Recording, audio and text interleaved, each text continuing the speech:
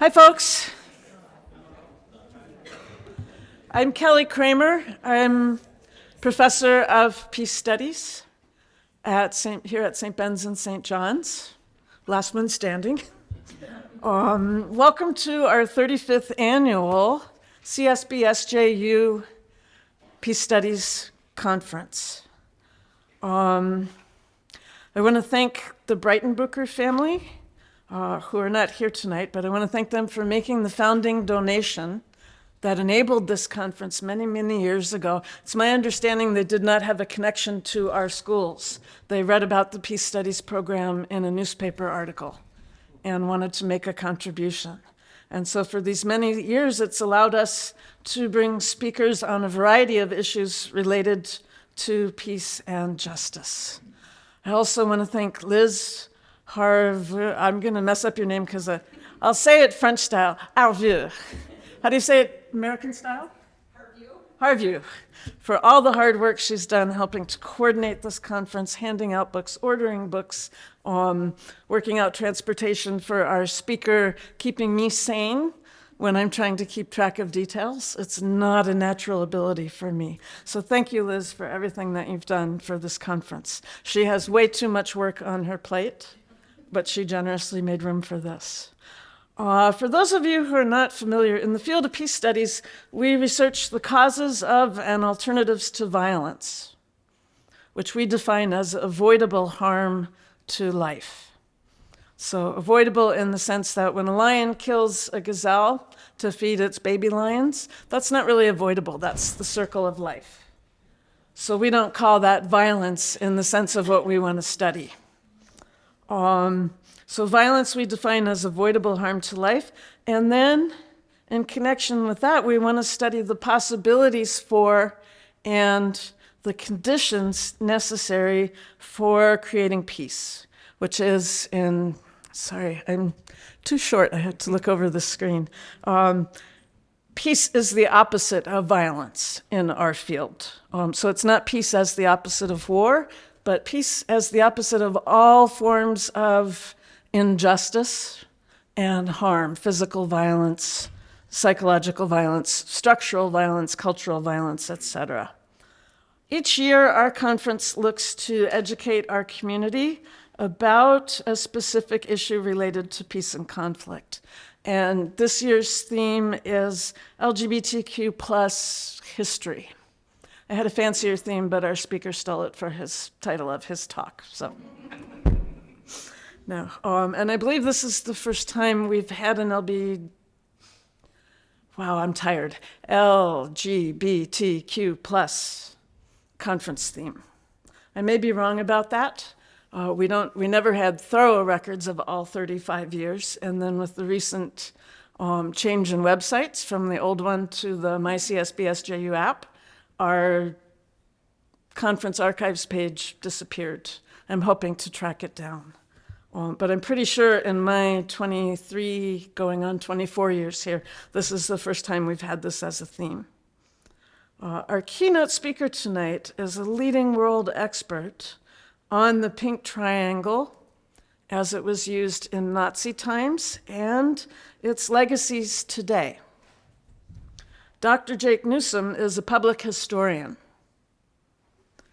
He's the founder of the Pink Triangle Legacies project, which I'm quoting here from the website, is a grassroots nonprofit initiative that honors the memory of the Nazis' queer victims and carries on their legacy by fighting homophobia and transphobia today through education, empowerment, and advocacy. He's best known for his book, Pink Triangle Legacies, coming out in the shadow of the Holocaust, which some of you have the free copies we were handing out earlier, courtesy of the Peace Studies Department. We bought as many as we could find, and we ran out. It's a good sign our audience is bigger than our number of books. Dr. Newsome is willing to stay and sign your books afterwards.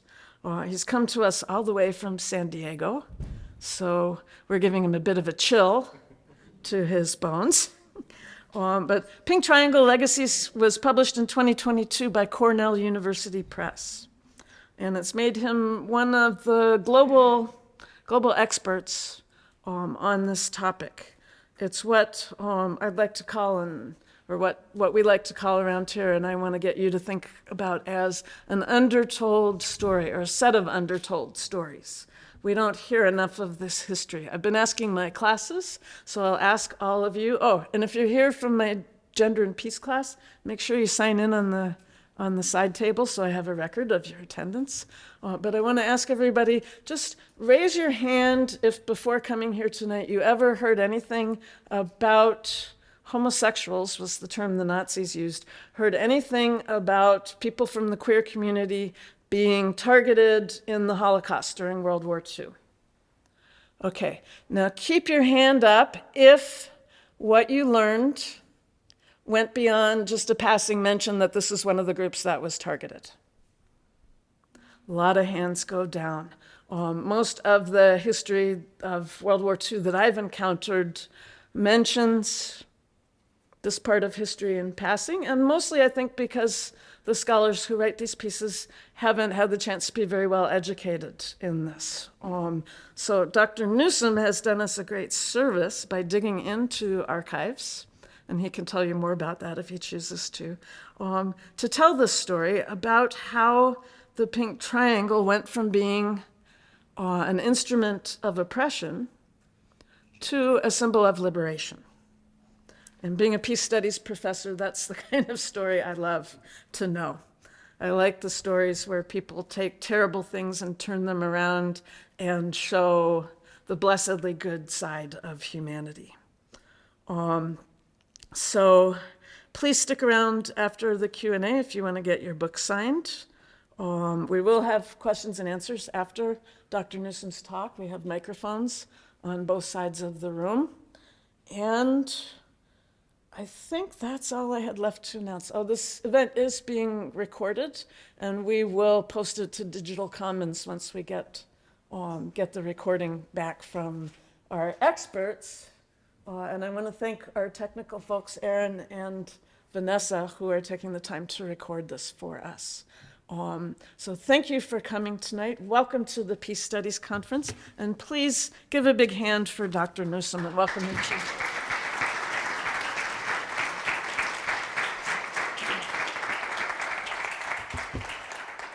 All right, well, thank you. And it's really nice to see so many folks here tonight on a Tuesday, which it looked like it was starting to rain outside, getting kind of windy. So thanks for braving the weather. Braving the weather for me coming from California just means showing up at this point. And it's really great to be here, loving all the fall foliage. Everyone that I've talked to has told me that I missed the peak of the color change by a week. But to me, it's still really beautiful. Glad to be here and see so many of y'all here this evening. I do want to thank Professor Kramer and Liz for inviting me, for organizing everything. It's been a great chance to be on campus. I got to teach a couple of classes today, and I see some of y'all here, so thanks for showing up again. Some of it will be a little bit of a recap what you learned in class today, but hopefully there will be a lot of new material for you to learn as well.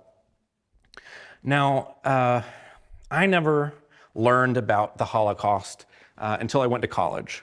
Can y'all hear me okay if I wander around? I get into lecture mode, I guess. I never learned about the Holocaust until I went to college because I'm not Jewish, and so I didn't learn about it kind of through family stories or family history. And unfortunately, in high school, we didn't learn about it. We learned that there was World War II and some really bad stuff happened, but that was about it. So when I went to college, took essentially every course that my university had on Nazi Germany, the Holocaust, World War II. And by the end of those 4 years, as any good, naive college student, I felt like I knew every single thing that there was to know about the Holocaust. Until the very final, probably the final month of my semester in college, a guest lecturer came to campus and gave a talk called Hitler's Pink Triangle Prisoners. And it was specifically about the gay men who the Nazis arrested and sent to the concentration camps. And it really kind of blew my mind at that point that I had spent 4 years studying about this topic and never once stopped to learn about what happened to folks that we would today recognize as members of the LGBTQ community. I was especially mad at myself because this was also the time in my life where I was coming out, figuring out what does it mean to be gay. While there's this thing called gay history, let me learn about it. And so even after 4 years, though, I had never thought to ask myself or my professors what happened to people like me during the Holocaust. So when I did finally ask my professors, my advisor was like, gee, thanks for waiting until 2 weeks left in your whole college career to ask me this, but essentially said, well, no one talked about it. After the war, homosexuality was such a taboo that not even the survivors talked about it. No journalists, no historians, no one talked about it, and therefore, essentially, he called them the LGBTQ folks are one of the Nazis' so-called forgotten victim groups. And so at the time, what was that, like 20-year-old Jake, that made sense, right? How can you write a history when you don't have any evidence? So again, full of naive hope in my abilities, I thought I'm going to go to graduate school and be the one to finally tell this history. I'm going to be the first one to ever talk about it. So I went to the archives in Germany, expecting to find nothing, right? Because that's what I'd been told. Everyone forgot about this topic. There's nothing there. So you can imagine my surprise, though, when I found mountains and mountains of material, right? Survivor testimony, survivor diaries, survivor letters writing to each other, also court records of people in the highest echelons of German government after the Holocaust is over, talking about what the Nazis did to LGBTQ folks. And I even discovered as my German got a little better that some historians had also started to write about it. Even as early as the 1970s, it was mostly all in German. But again, I was thinking, how is there scholarship on this topic in the 1970s, but in the early 2000s, I never learned about it in mainstream Holocaust education. So really, then that completely shifted the focus of my research project that became the book, Pink Triangle Legacies. What I had intended to write was a book about LGBTQ folks between 1933 and 1945, but ultimately what happened is a history about the post-war period. And at the heart of that question was, what happens when societies collectively forget the suffering of an entire community of people?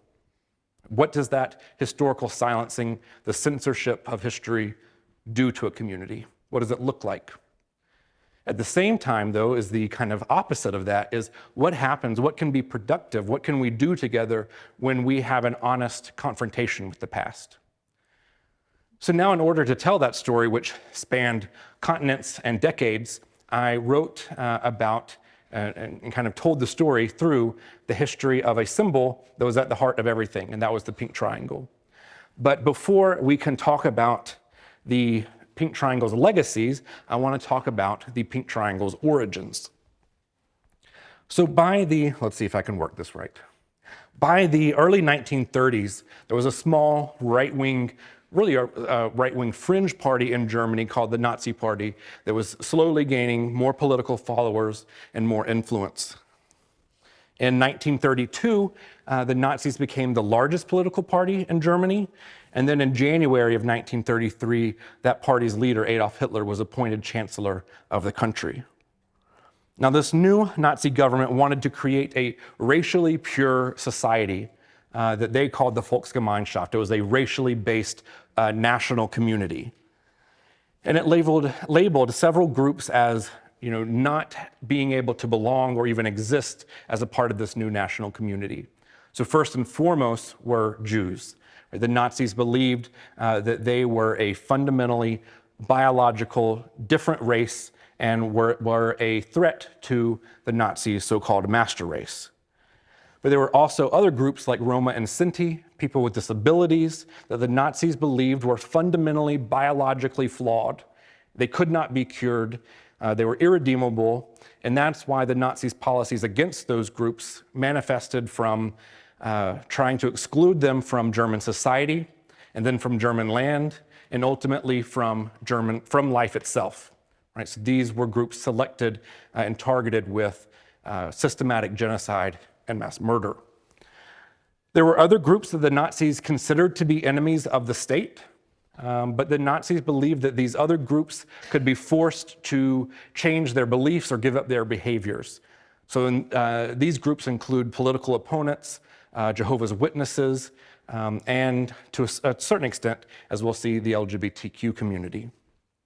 Now, the Nazis were, as this quote that you see here, the Nazis were obsessed with understanding and then controlling human sexuality, right? Because in their mind, controlling who could have sex with whom was the key to literally reproducing, to propagating this so-called master race that they sought to establish.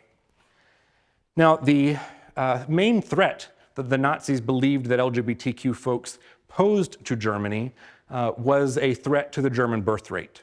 They believed that queer and trans people, but especially queer people, robbed the fatherland of future children, of the next generation of good Nazi children. So the other thing that I think is really important to understand as we move into this history is that the Nazis didn't believe that people were born gay or trans. They believed that it was a lifestyle choice that people chose to engage with. And since it was not something that was kind of confined to a set of people, right, that were born that way, they believed that this, as the words, that they use, this vice or social disease could spread throughout society and ultimately tempt and seduce anyone or everyone. So in their head, that's why it was so dangerous. They had to stop the spread, again, as they believed, the spread of homosexuality. So this misunderstanding of human sexuality meant that for the Nazis, they believed that, their policies were that non-Jewish LGBTQ folks were not sent straight to the gas chambers. Right? They were not slated for immediate mass murder, but again, because the Nazi policy was that they could cure people from being gay and then reintegrate them back into society. But as we'll see, the policies, even though they weren't genocidal in intent, ultimately had devastating consequences, indeed deadly consequences for members of the LGBTQ community. Now, one of the very first things that the Nazis did when they came to power was control access to information. They immediately banned all LGBTQ publications, and at the time there were a vast array of LGBTQ newspapers and pamphlets and magazines, and so they immediately banned all of these publications. So they were taking away every platform that LGBTQ folks had to be able to speak for themselves or defend themselves, right? So at the same time that they're doing this, the Nazis are also ramping up their homophobic and transphobic rhetoric. So they are, through newspapers, across the national radio waves, telling Germans that LGBTQ folks, or they kind of lumped everyone together as homosexual. So they were saying, these homosexuals are trying to seduce your children into the homosexual lifestyle. We really have to protect our children. They're coming for your children, right? So they are, again, controlling access to information. You may have seen some of the pictures, if you've studied the Holocaust before, of the book burnings. Well, one of the things that at least I was surprised to learn in the research is that one of the biggest bonfires that night was stemmed from the contents of the library of the Institute for Sexual Science, which was a really groundbreaking institution located in Berlin that was dedicated to studying, understanding, and catering to, through health services, social services, benefiting the LGBTQ community. So during that one night, college students and stormtroopers raided the library and burned over 20,000 unique books, research materials, artifacts that existed nowhere else in the world. So here we actually see pictures of the world's first LGBTQ archive going up in smoke. Now, the Nazis targeted anyone whose gender or sexuality didn't conform to their ideals. And that included transgender people and gender nonconforming folks. So you can here, I'm providing a couple of examples. On the left is a person named Fritz Kitzing, who was a gender nonconforming person who was assigned male at birth, but lived openly as male and female at different points in their life in the capital city of Berlin. The Nazis arrested Fritz more than once and arrested them under a law against essentially sex work. So what's really interesting, though, is that that particular law was often used explicitly or solely for female prostitutes. Fritz then was forced to serve a prison sentence, and afterwards the Nazis sent Fritz to multiple different concentration camps. You see here on the right a trans woman named Liddy Backroff, and the Nazis clearly did not recognize trans identities as legitimate, so they treated Liddy in their own records as a cross-dressing homosexual man. So they arrested Liddy under the national anti-gay law that specifically targeted men. Liddy was sent to a concentration camp where they were killed. Now, the Nazis also targeted lesbians, and they arrested them under a wide range of different laws. There's a whole slew. There was paragraph 74, which was sex with dependents, paragraph 176, which was the law against child abuse. But one of the things I want to point out is that the Gestapo, the Nazis' secret state police, didn't need any law whatsoever to take someone off the street and put them in so-called protective custody, which meant they were sent to a camp, right? And so even though the Nazis didn't have a specific anti-lesbian law, some police, some lawyers tried to use these other laws that existed on the books, while as the Gestapo just knew, we don't even need the pretense of a law, right? We can simply apprehend them and take them to the concentration camps. Now, for a number of reasons, the Nazis viewed queer men as the most dangerous component of the LGBTQ community. First, they believed it was because men had access to positions of power. Right? In Germany, like most of the places around the world at the time, men ran the economy, men ran the military, they ran national politics. So therefore, any gay man could really have a more direct threat to the everyday running of the government. The Nazis believed that any lesbians, on the other hand, they stayed kind of in the home, or they should stay at the home, according to Nazi worldview. And so they didn't pose as much of a direct threat. The Nazis also believed that essentially women, we have their quotes, that women, even lesbians, are always prepared for sex, and they can be impregnated by force if necessary. Right? So the Nazis believed that lesbians could still be useful to them in their quest to reproduce this master race in a way that maybe gay men couldn't. And so that is why the Nazis focused most of their attention on going after queer men. They actually, when they came to power, they inherited a national anti-gay law called Paragraph 175 that had been on the books since 1871 with the founding of Germany as a nation. But the way that original law was worded, it was really too constricting, at least the Nazis felt. They wanted more flexibility in their campaign against homosexuality.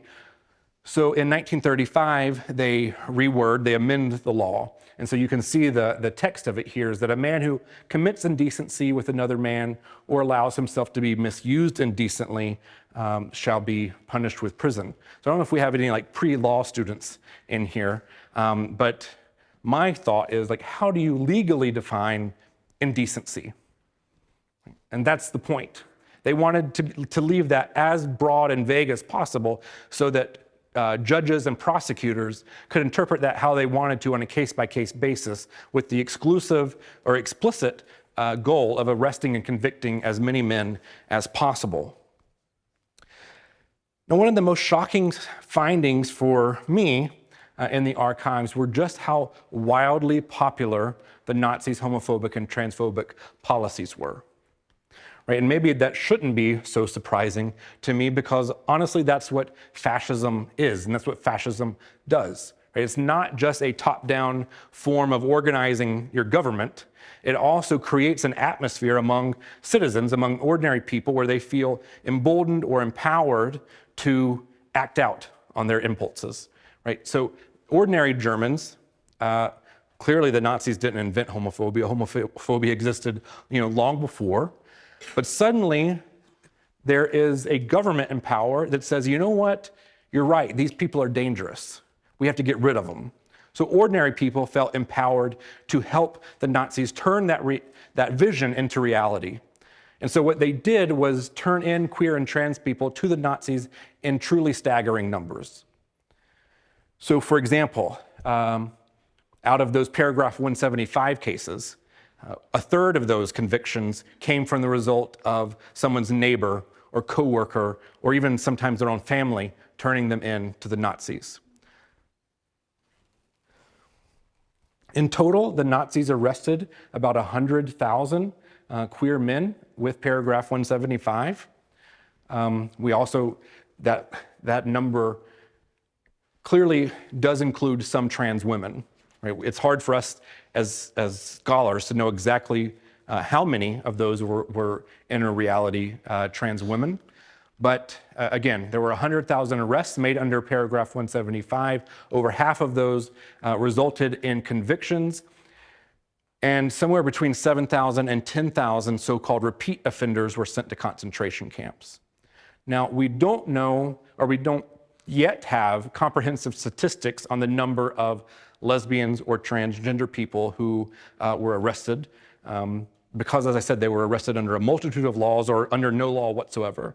But scholars are currently working on it so that hopefully in the next year or two we will be able to have a similar chart to see how many lesbians and trans folks were arrested. But you can see, the staggering rise in the number of convictions after the Nazis amended paragraph 175 in the 1930s. Now, when prisoners were sent to the concentration camps, they were labeled with one of these color-coded triangle badges.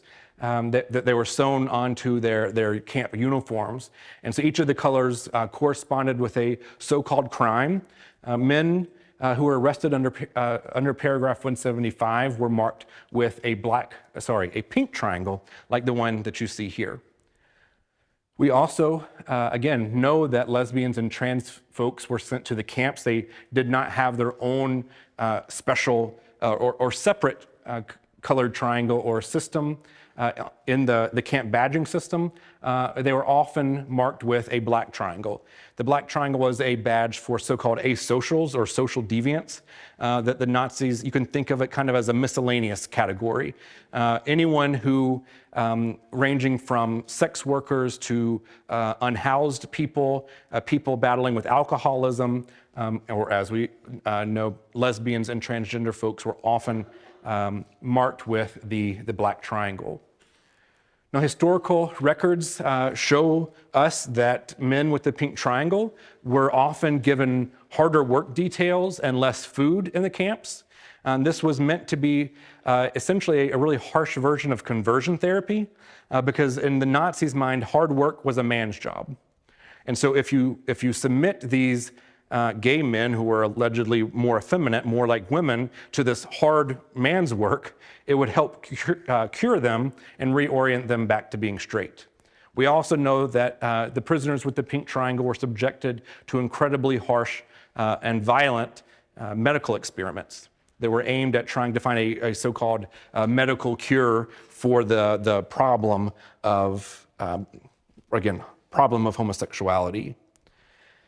Now, even though the Nazis had this official policy of trying to cure gay men and reintegrate them back into the Aryan society, the records show us that in reality, 2/3 of all men who were sent to the camps because they were gay were murdered in the camps. Now, in May of 1945, the Allies defeated Nazi Germany, and they were left with the task of caring for the hundreds of thousands of concentration camp survivors. So, led by the Americans, the Allies implemented a policy almost on day one after liberation, that they would release all the prisoners who had been incarcerated because of race, religion, or political beliefs. But they said, you know what, it's actually, some of these people in the camps are real criminals, are common criminals, and it's not safe for us to let them back out into the general population. Now, it might not be super surprising, but the Americans and the other allies considered gay people to be common criminals. So if there were Pink Triangle survivors in these camps who still had a term left on their sentence, the Allies would take them from that liberated concentration camp and put them in a nearby prison, and then force them to serve out the rest of their term, a term given to them by literal Nazis. Now, the Allies also implemented a program after the end of the war to purge all of the Nazis' laws out of Germany's criminal code and the Constitution. When it came to paragraph 175, though, they said, you know what, we're going to let the Germans decide what they want to do with that. We're not going to touch that.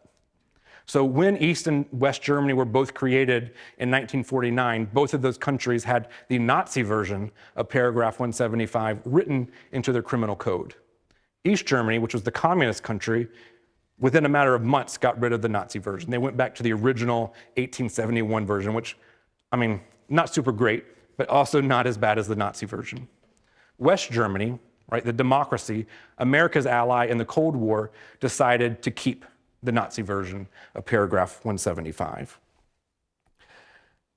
Now, Pierre Ciel, who you see a picture of here, was a gay Frenchman who had been in a concentration camp during the occupation, stated really powerfully, I think at the end of the war, that liberation was only for others. Beginning immediately after the creation of West Germany, gay people did challenge paragraph 175 in court. They said it went against the new democratic constitution for West Germany to continue using a Nazi version of an already discriminatory law. But West German courts continuously rebuked that claim over and over again, stating really, bluntly that they're saying, no, this is not really a fascist law. We know that the Nazis actually changed it, but it's not really fascist at its core. So in 1957, the West German Constitutional Court settled the matter once and for all by declaring that it was still necessary to protect the moral fortitude of the German people. And they didn't just keep it, they enforced it with vigor. So if you imagine, or if you remember that chart I showed you a little bit earlier, if you extend that to show the full life of paragraph 175, this is what it looks like.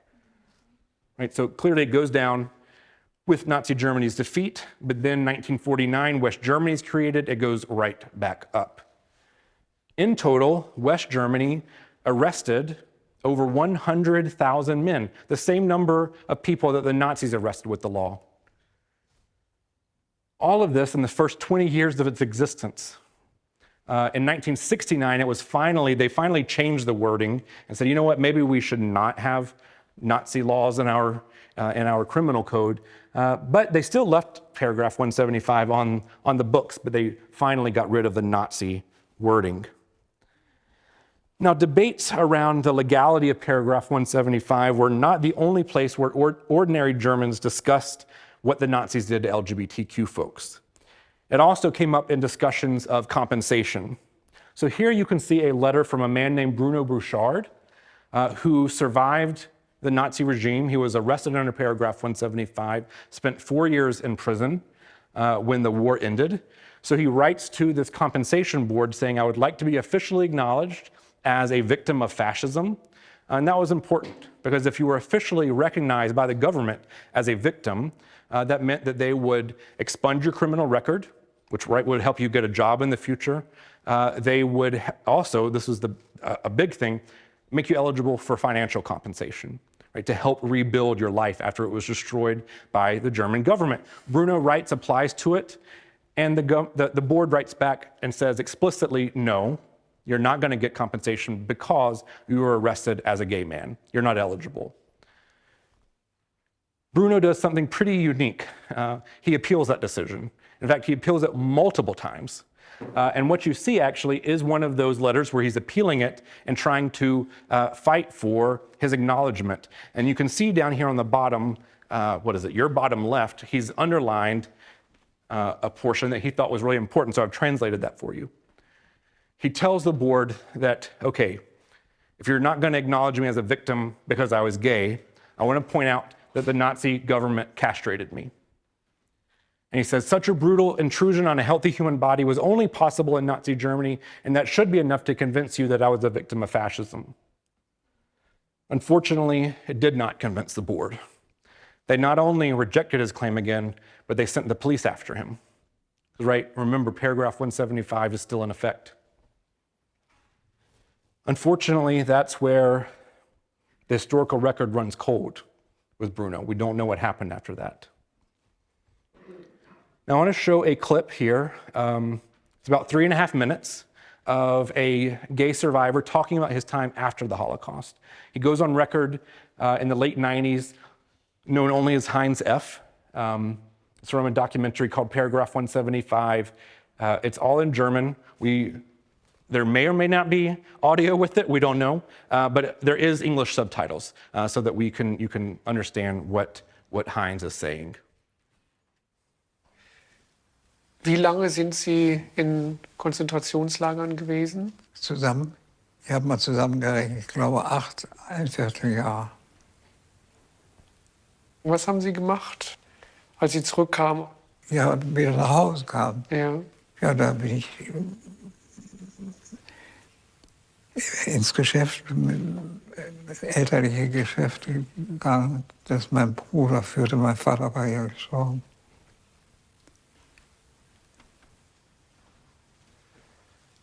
Haben Sie Ihrem Bruder oder Ihrer Mutter erzählt, was passiert ist in den Lagern? Ich habe mit meiner Mutter nie drüber gesprochen. Mit meinem Vater konnte ich wohl drüber sprechen, aber Warum nicht? aus Scham. Meine Mutter hat doch nie was gesagt. Das ist alles geduldig getragen.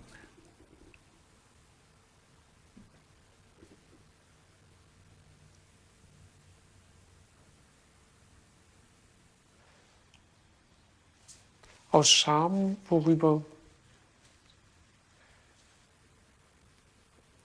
Meine Mutter meinte, die aus Scham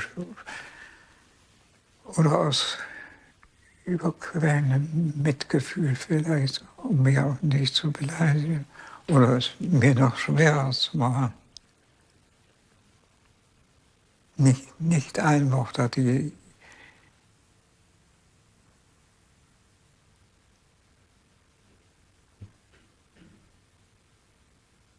Für heute ist es ganz schwer vorzustellen, dass Sie diese schrecklichen Jahre überlebt haben und zurückkamen und Mit keinem drüber sprechen konnten. Ja, habe nie mit jemandem drüber gesprochen. hätten Sie gern mit jemandem darüber gesprochen? Vielleicht mit meinem Vater.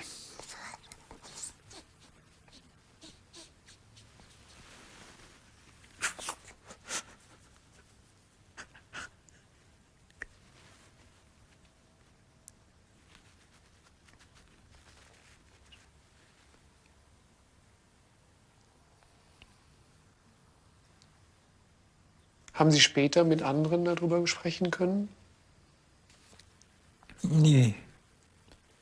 Es wollte auch keiner hören, wenn man bloß irgendein Stichwort sagt. Das mich mit dem Kram zufrieden.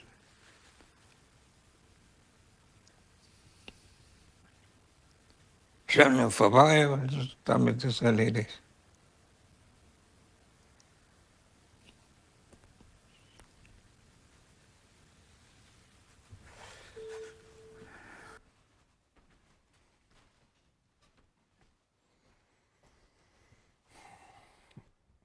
I think that one of the things that makes Heinz's story all the more heartbreaking is the fact that it's just one out of thousands.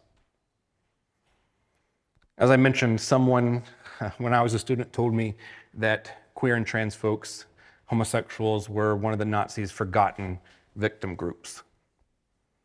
But I think we see, even just from these two examples, no one forgot about what happened to them. Germans knew what had happened to them. There was access to information about it. But unfortunately, most of the German public, even after the Holocaust, agreed with what the Nazis did to queer and trans people. Indeed, they continued to discriminate and persecute this community. Some men, like Bruno, who we saw from the previous slide, did break their silence. They did try to tell their story to the people with the most power, but those authorities used their power to shut him up, to tell him that he was not a victim, he was instead a criminal. But the stifling environment of homophobia forced many men like Heinz to keep his memories to himself, never to tell anyone, not even his own family. So writing this book has taught me a lot about the nature of silence.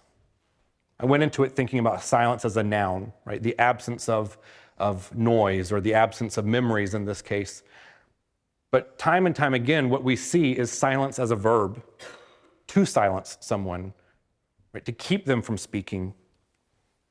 West German politicians, judges, journalists, and the public had silenced the Nazis' LGBTQ victims for decades.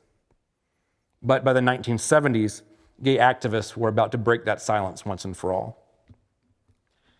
In the early 1970s, a political gay liberation movement emerged in West Germany, like in the United States and around the world. Activists in this new movement sought to mobilize queer people across the nation into political activism. And at this time, coming out or publicly claiming your gay identity was seen as not just a personal action, but it was a political tactic as well. Past activists had argued essentially for the right to privacy.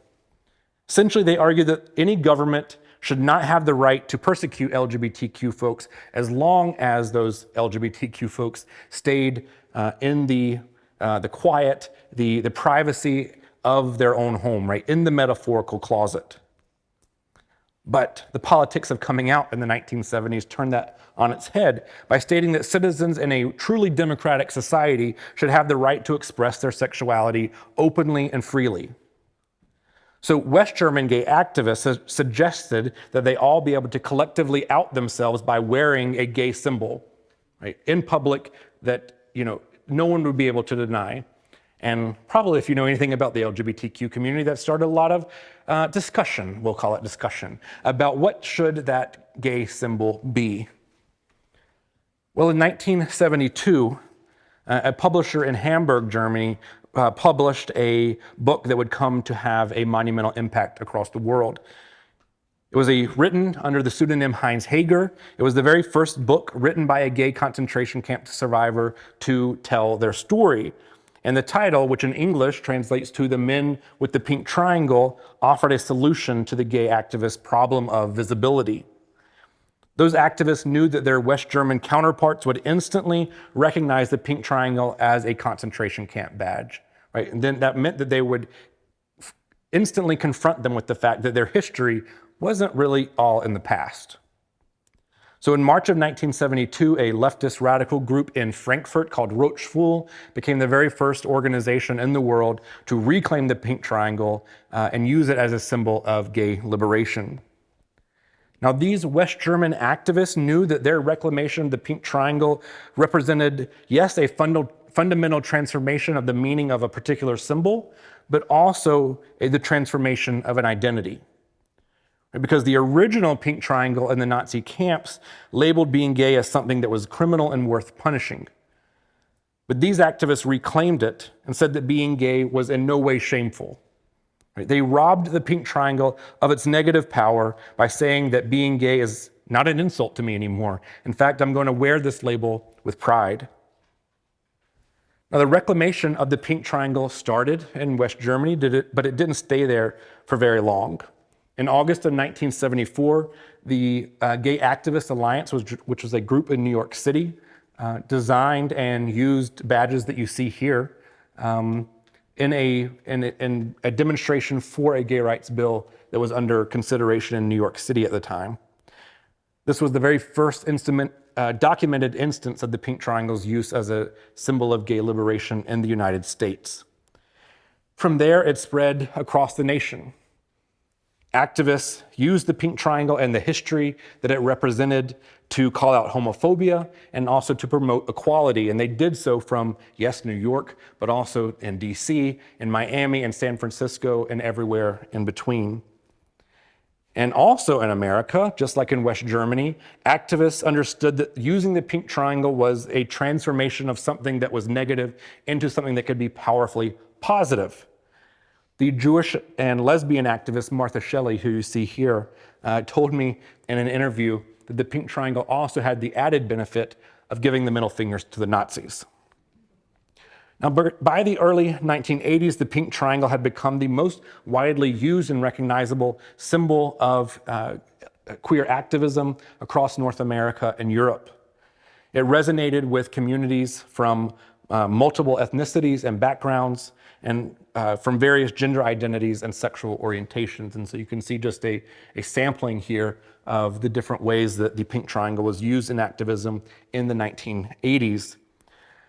But it was in 1986 that a group of activists in New York City catapulted the pink triangle into the public consciousness in a new way. Right? They designed this now iconic Silence Equals Death poster, which was meant to motivate people to take action during the AIDS crisis. A year later, in 1987, the AIDS activist group ACT UP adopted the Silence Equals Death poster as their own logo, and it instantly became used across the world in AIDS and queer activism. But the pink triangle was never only about politics. Right? So transgender activist Nancy Nangeroni tried to use symbolism as a means for bridge building. So she told me in an interview that back in the 1990s, there was a lot of homophobia in the trans community and a lot of transphobia in the gay community. Right? So she tried to use the pink triangle and a transgender symbol coming together. She designed these pins, she put it on t-shirts as a way to try to build bridges of solidarity between these two communities. Intersectionality also prompted Jose Gutierrez to form Triángulo Rosa, which was a gay support group for Latina and Latino gay men and lesbians in Washington, D.C. in the 1990s. And Jose has since become a really dear friend and talks really passionately about how and why the pink triangle resonated with him as a Mexican American who had no direct connection to the triangle's origins in Germany. And he said, and I'm going to read a quote from Jose. He said, "I felt connected to it because the pink triangle had come to represent a gay community, indeed a gay identity that transcended national borders and had a shared history." For Black and queer writer Cheryl Head, it was that history that gave the pink triangle its power. She said that the first time she saw the pink triangle in the US was on one of those Silence Equals Death posters, but she told me later that that poster would not have been as powerful to her if she had not already known the history behind the pink triangle.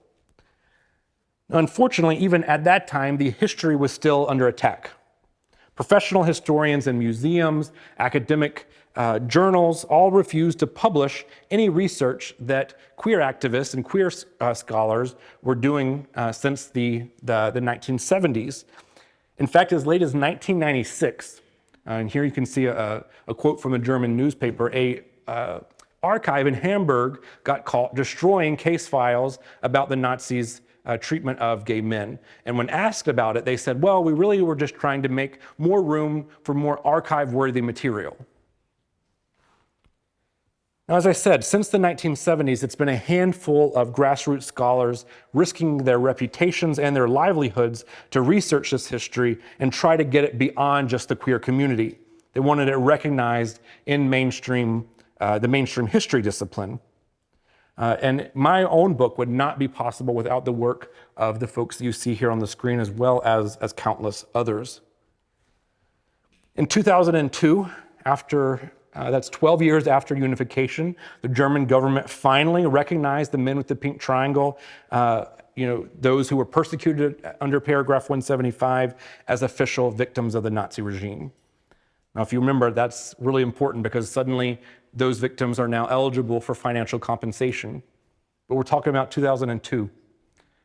The very youngest of those men would have been, any survivors, would have been well into their 80s. And they had just spent their entire lives being told by the Nazi German government, then the Allied occupiers, and then the West German government, and then the unified German government, that what happened to them was actually constitutional and they deserved it. So you can probably understand why some of these survivors might have thought that it's you know what, it's too little, too late. So no one came forward to claim compensation. To this day, the German government still has not issued a single penny of reparations to the Nazis' LGBTQ survivors. So now we come to the conclusion of the talk this evening. If you ask anyone on campus or anywhere, really anywhere in America right now, you probably, what the predominant symbol of the LGBTQ community is, you have probably a really hard time finding anyone who would say the pink triangle. They would say the rainbow flag. What I found really shocking or surprising is that there's a direct connection between the pink triangle and the rainbow flag. The designers of the original Gay Pride rainbow flag in 1978 explicitly designed the flag to be the opposite of, the antithesis of the pink triangle. They had said, you know what, yes, we have this symbol, but that symbol originated by the Nazis. We want something that gay people can have more pride in owning. So that was in 1978, and San Francisco was their very first time that a rainbow flag flew for the Gay Pride Parade that weekend. Now, by the late 1980s, the rainbow flag had spread from the West Coast to the East Coast and then beyond, but it was adopted mainly by LGBTQ folks who felt that the politics of some gay organizations were too radical. Right? Those organizations like ACT UP who used the pink triangle. So again, it's a certain crowd who's reclaiming and using the rainbow flag. But again, the rainbow flag did become widespread, but I would argue that in order for it to become widespread, it had to be tamed. In order for it to be more acceptable in the mainstream society, it actually had to become less radical and less political. So in a lot of ways, the rainbow, which began as a legitimate, organic symbol of LGBTQ pride, has now been turned into a PR tool or a marketing tactic for large corporations to make money. Every June, right, you see everyone turning their logos to rainbows, and then July comes around and they all disappear. Now, despite the cliches, there's not a rainbow at the end of every single storm. In the 1920s and 1930s, when Germany was still a democracy, there were a number of conservative parties all vying for votes and therefore influence in the national parliament. Each of these conservative parties had different stances on politics, the economy, geopolitics, and cultural issues. The Nazis understood that they had an advantage that they could take. They started revving up their homophobic rhetoric because they knew that doing so would rile up their base and unite the right in a way that other issues wouldn't. And as we saw, it worked. So does that sound familiar to anyone sitting here tonight? It should. Homophobia and transphobia have long been rhetorical tools by right-wing extremists. Politicians and the media call queer and trans people groomers who are threats to your children. Ordinary people then feel empowered, or at least allowed, to carry out violence against these people, again, who are dangers to my children, right? They're grooming us. So in today's era of don't say gay laws, we need the pink triangle more than ever. If we are to truly honor those who originally were forced to wear the pink triangle in the camps, we've got to do three things. First, we have to remember, right? We have to remember what actually happened. We have to tell the truth and free this history from its closet by getting it into the communities beyond the LGBTQ community. This can't only be our history to hold on to and to tell. Because when we separate, for example, the LGBTQ history from the history of the Holocaust, people don't realize just how dangerous and indeed lethal homophobia and transphobia can be when it's backed by the state. But it's not enough to remember, right? Remembering must have consequences. So second thing we have to do is act. We have to push back against homophobia, whether it's around the kitchen table or in the classroom or in the workplace. And yes, we have to fight against transphobia on election day, but we have to do that also every single day in between. And finally, I think this is the most important, but also the hardest to do, is that we have to show up for each other. Right? We have to recognize that the fight against transphobia and homophobia also has to be the fight against anti-Semitism and racism and ableism and all these other institutional forms of dehumanization, because solidarity is our greatest strength. So I want to end with this thought. The LGBTQ community has every single right to exist, right? And not just quietly in the closet, but openly. In high school curriculum, in books, in movies, on the internet, every single way that we collectively as societies talk about the world, we queer people have a right to be represented. The history of the pink triangle shows us just how far homophobia and transphobia can go, and it's up to us to decide how far we're going to let it go today. Thank you very much.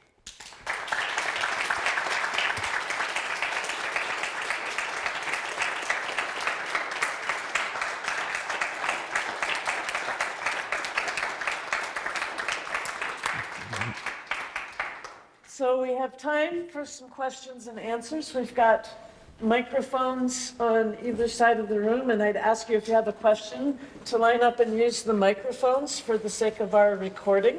And come on up and ask away, please. While you are all formulating your thoughts and your questions, because I know they're there, I will just leave you with this. If anything that you learned about tonight you want to learn more about, we invite you to visit our new organization, the Pink Triangle Legacies Project. You can find us online at pinktrianglelegacies.org or on social media, where you can find more about this particular history, but also ways to get involved with and to educate yourself about the fight against homophobia and transphobia today.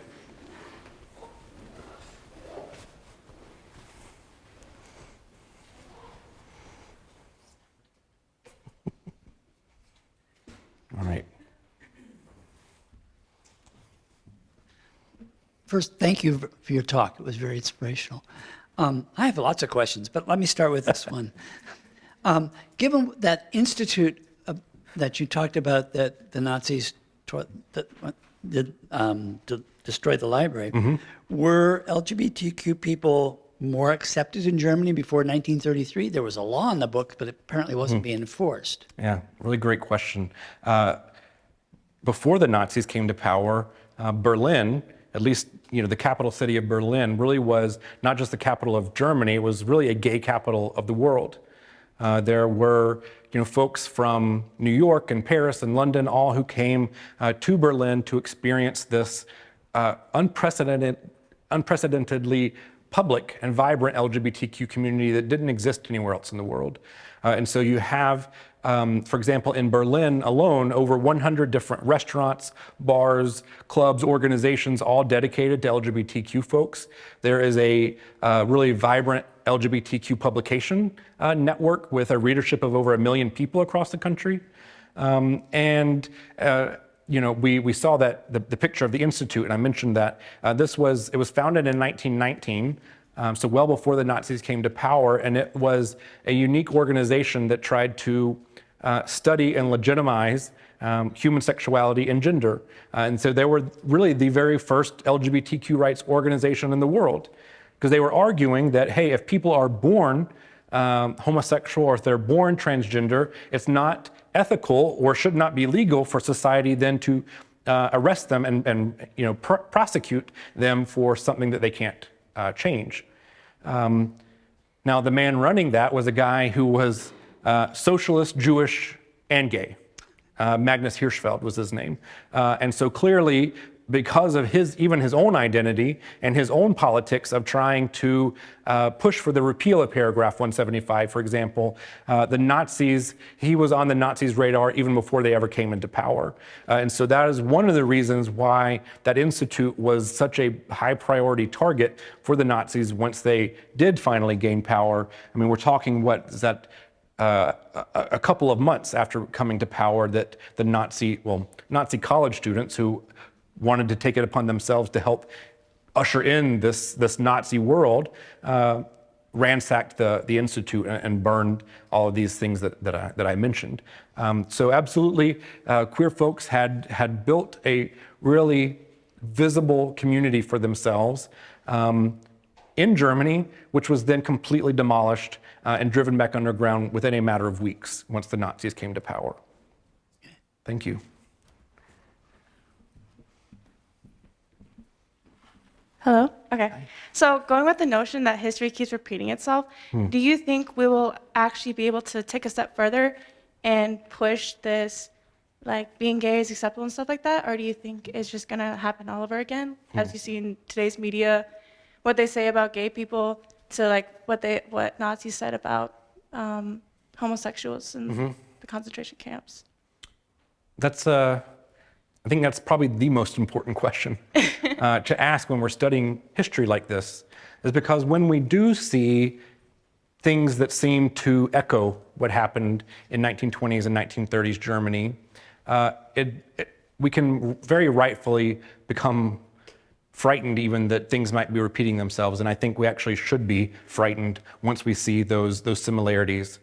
I think, though, there are a few differences, and I think reason for, I'm not going to say hope. I think that's empty, but I think it could be a motivational factor, is that we do have the advantage of hindsight. We know this history. It's not taught all that well, but we do have access to it. It's up to educators to make sure that more people know about it so that we can see that the rhetoric that the right wing today is using does echo what the Nazis said, right? This is not something brand new. And so that's not saying that like immediately what would happen here in America is exactly what happened in Germany, but it is showing where it could go and where it has gone, right? And so that should be a wake-up call to all of us to realize that, you know what, this is not new and we know where it can go, so now we have to act. I think one of the things, and we were talking about this earlier, I forget if it was, I think at an earlier event or at dinner, is that one of the things that we have different now that the LGBTQ community didn't have in 1920s, 1930s Germany are allies. Ordinary Germans did not step up for LGBTQ Germans. In fact, as we saw, they helped the Nazis persecute them. Today, I think we do have, and we always need more, allies outside of the LGBTQ community who hopefully feel invested in protecting our own community, even though they're not a part of it. Right, so I do hope that now enough people realize that once we start hearing some of this rhetoric, it raises the red flags, and that we need not just queer and trans people ourselves to fight it, but also our allies. And good question, thank you.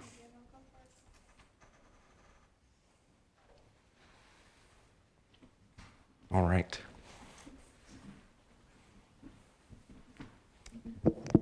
Thank you for a fascinating talk. Yeah, thank you. I have, like Tom, I have a whole bunch of questions. When you had the slide up about paragraph, was it 175? Okay, and there was something like 100,000 arrested, but 56,000 convicted. So I wondered what kind of defenses were offered by, I mean, and in particular, did anyone say the language of this is a man? So if someone said, I'm not a man, I'm a woman, did anyone offer that sort of a transgender kind of defense? That would be really interesting, right? Transgender as a legal defense in the Nazi period, I guess.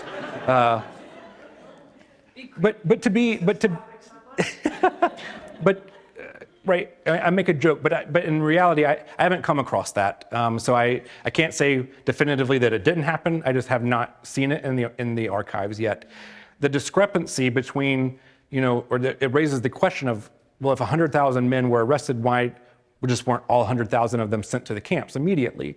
And this, I think, really brings up the importance of an intersectional understanding of this history, right? That a lot of these men, if it was their, for example, if it was their first run-in with the law, if they were, otherwise good German Aryans, meaning if they were, well-educated, if they weren't Jewish, if they were, a lot of times, like if they had military service, or if they were business owners, all of these were kind of tally marks in their favor for the Nazis to say, okay, otherwise this guy is a pretty stand-up, good Aryan German who's, had this run-in with the lifestyle of homosexuality. We'll let them off with a warning. It was, those who, most of those convictions, I would say, I'd need to do the analysis on how many, most of those convictions came after the 1935 amendment. Because after that 1935 amendment, no evidence is needed whatsoever, right? If indecency happened, a minister in the Justice Department said, you know what, it's not actually necessary for physical contact to take place. It suffices if homosexuality is even just intended. So at that point, really, you're talking about policing people's thoughts. And so as you can imagine, there's no really hard evidence needed in court. And so most of those convictions do come after that amendment. Yeah. Thank you. I just want to ask you, Jake, I think until I met you at the museum in 2016, it had not occurred to me to ask what are the stories behind this one mention I see that gay people were victims of the Holocaust. Do you think, in your experience, is this part of history, this what I earlier referred to as an undertold story, slowly becoming better known? And what should we be doing to make it better known? Yeah. I think it is, well, I will say we've never had more research into the topic. We've never had more really, really good, high quality research into the topic. And I think we've never had more free educational resources available for teachers to be able to teach about it.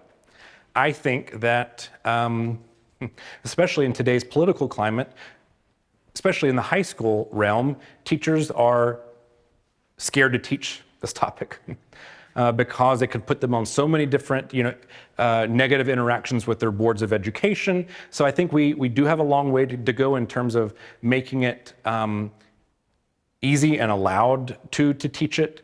I think that we now have, some pretty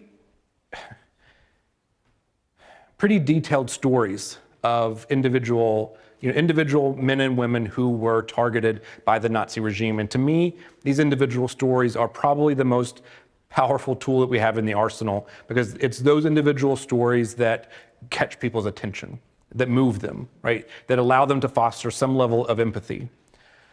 Now, I will add, so that it's not all just like, yay, we finally have so much history available, isn't that great? We have to be cognizant of whose stories we have and whose stories are getting told.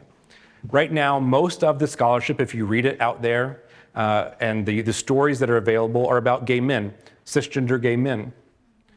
Right? What you don't see in the main, like in a lot of what's available, is the story of lesbians, the story of transgender people, and a lot of that still comes down to politics, because even these same gay men scholars who fought to get gay men recognized as victims in the 1970s are now turning around and saying, no, lesbians and transgender people weren't really victims because they didn't get arrested under a specific law like paragraph 175. Really, gay men are the only LGBTQ victims. I mean, if you listen to that, that's the same type of logic that excluded gay men from being recognized as victims for decades. And so I think what our next kind of call to action as researchers and educators is to make sure that we do include all LGBTQ stories and push back on the notion that the only way to be persecuted is to be arrested under a particular law, when clearly that's not the case, right? There are a number of ways that governments, communities can persecute against, can persecute individuals and entire communities. So I would say that's our next call. Let's take these last two, and then Dr. Newsome will be happy to sign this book for those. Okay. My question is, while you've been researching this, have you found any information about intersex or asexual people during the Holocaust? And if so, if you haven't, why do you think that, there would have been a silence around that? Yeah, so I'm really glad you asked that question, because the question, in case anyone didn't hear, is what about the fate of intersex people or asexual people? Me and my interns actually right now are working on our post for Asexual Awareness Week, and we've been having this conversation very explicitly.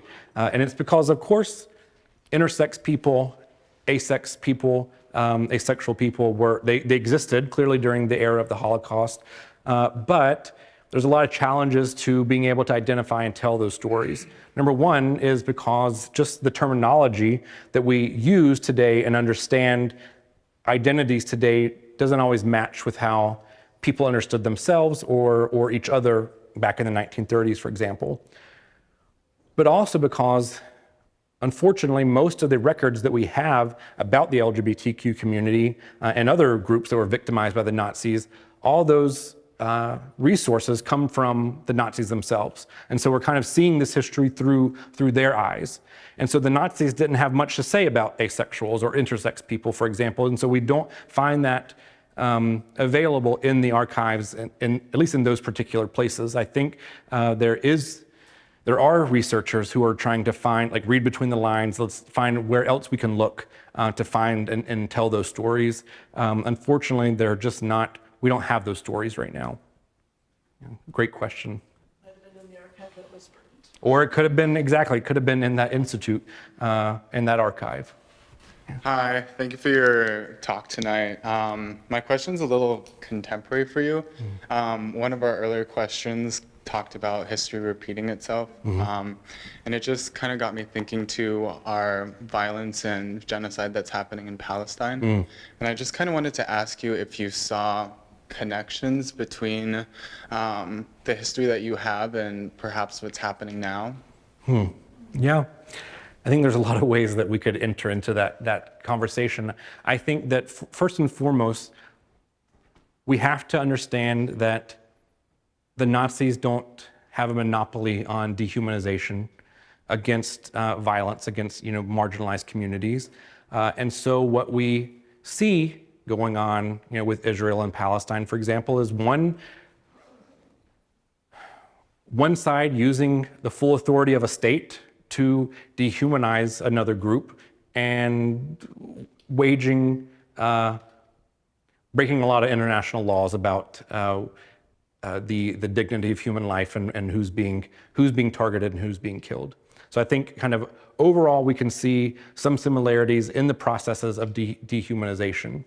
I also think, if we want to talk about the pink triangle, there's kind of a superficial connection there. ACT UP, we talked about ACT UP, right, with AIDS activism. They still exist. They're around in New York City. And one of the ways that they have been trying to get involved with activism and supporting Palestinians is they issued essentially a new version of their Silence Equals Death poster, in which the pink triangle is a watermelon slice, right, which has come to be a stand-in for solidarity with Gaza. I think there's a lot of questions about that.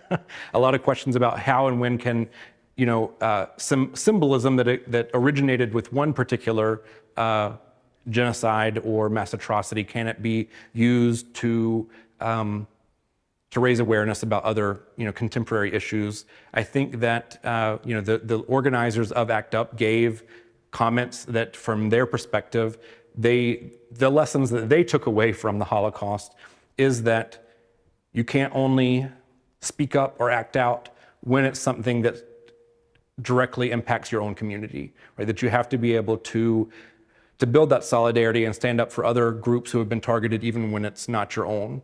And so they felt that it was quite in their own lane to be able to issue this new pink triangle, the new silence equals death poster for people who really were not kind of directly, at least directly connected to their organization. So I hope that kind of answers your question. I think. All right. Well, Thank you very much, Dr. yeah.